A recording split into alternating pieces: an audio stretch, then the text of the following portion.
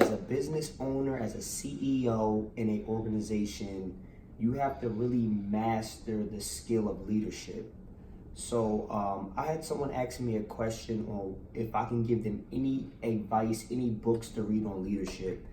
And, I kind of take it back from when I first got into the real estate investing business. And as I started reading books on leadership, like the University of Success, the 21 Irrefutable Laws of Leadership, I started seeing a lot of similarities in leadership and some of the things that I was doing personally.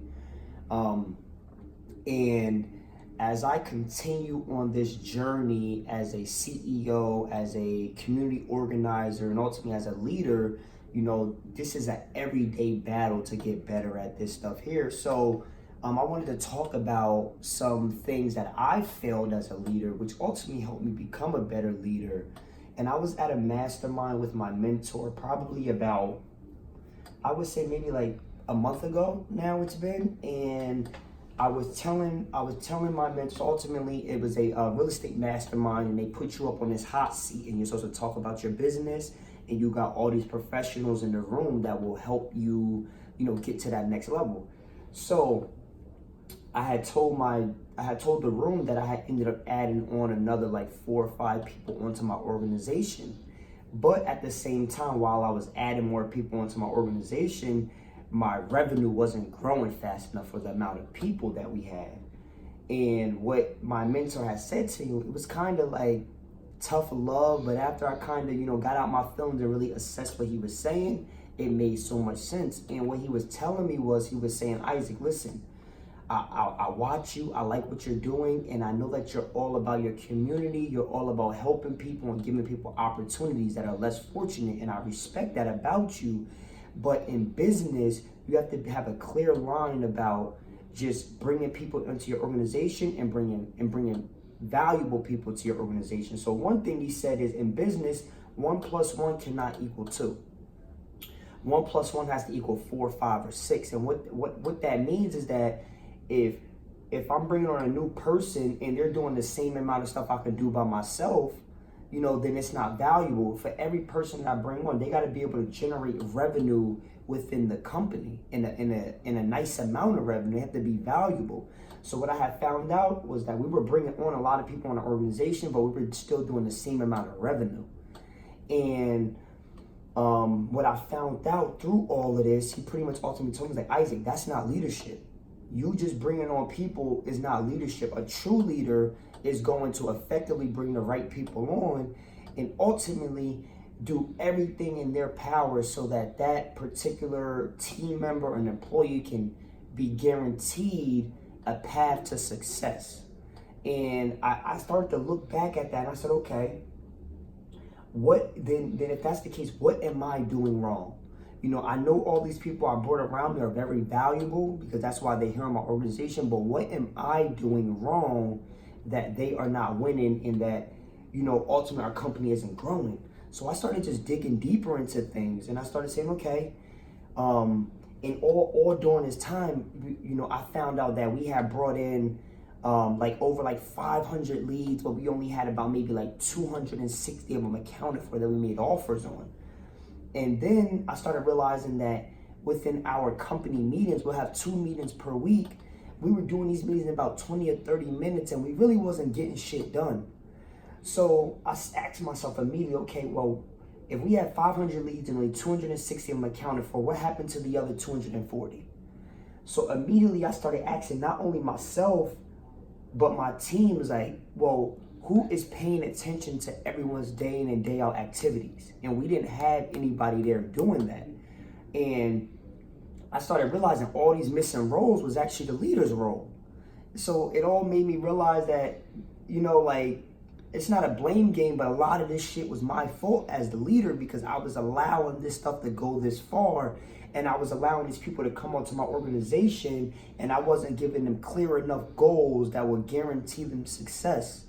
So what I did was I made 2 changes. I spoke with my team. I expressed to everybody, listen, we got to follow up. We got to go back in prior months and catch up on all the leads that we have not accounted for was one thing.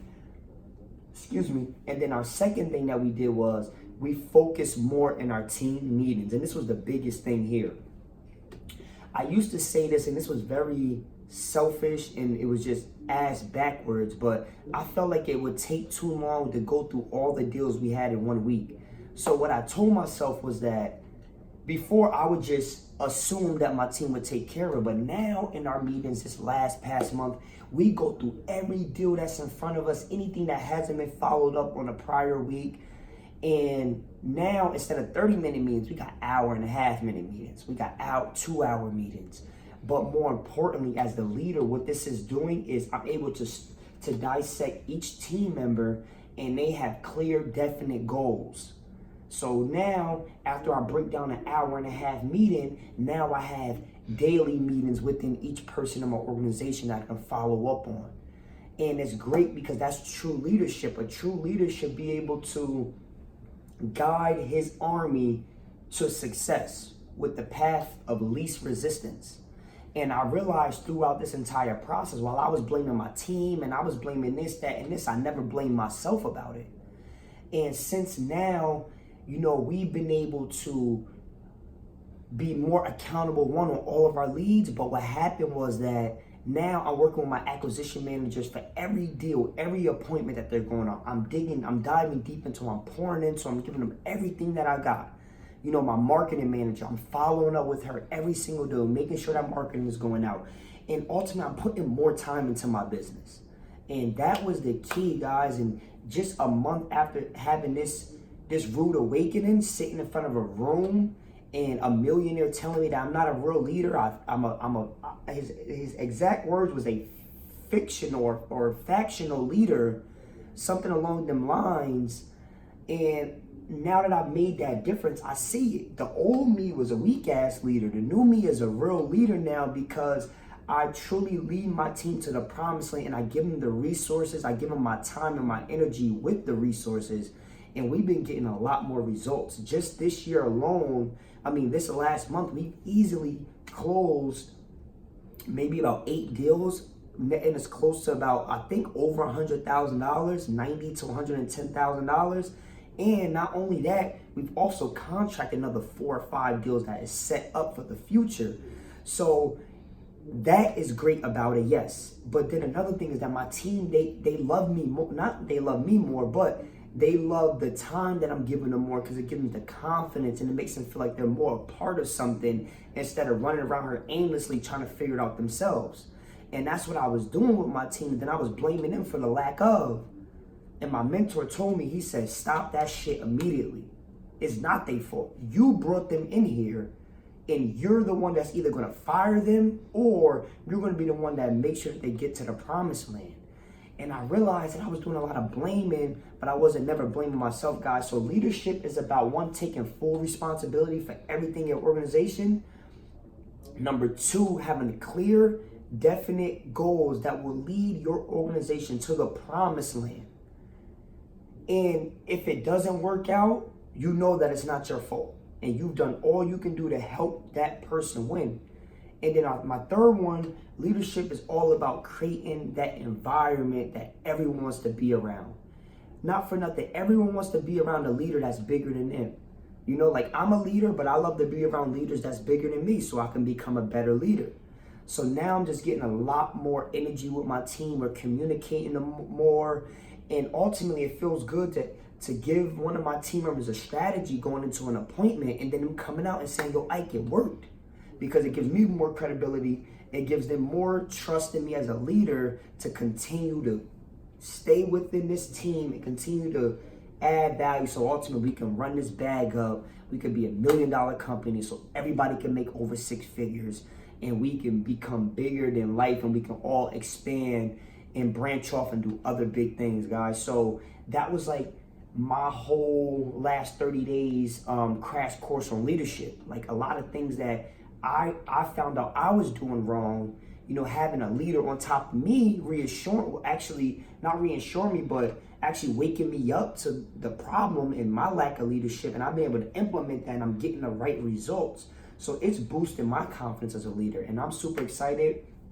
I love leadership. I think that leadership was instilled in me as a child, And as I'm in entrepreneurship and as I will do, nonprofits and community organization, I'm becoming a better leader, and I'm understanding what leadership really is about. And leadership isn't just about putting people on a team and saying you got a team. Leadership is about leading them to the promised land ultimately, guys. So I'm out of here. Peace.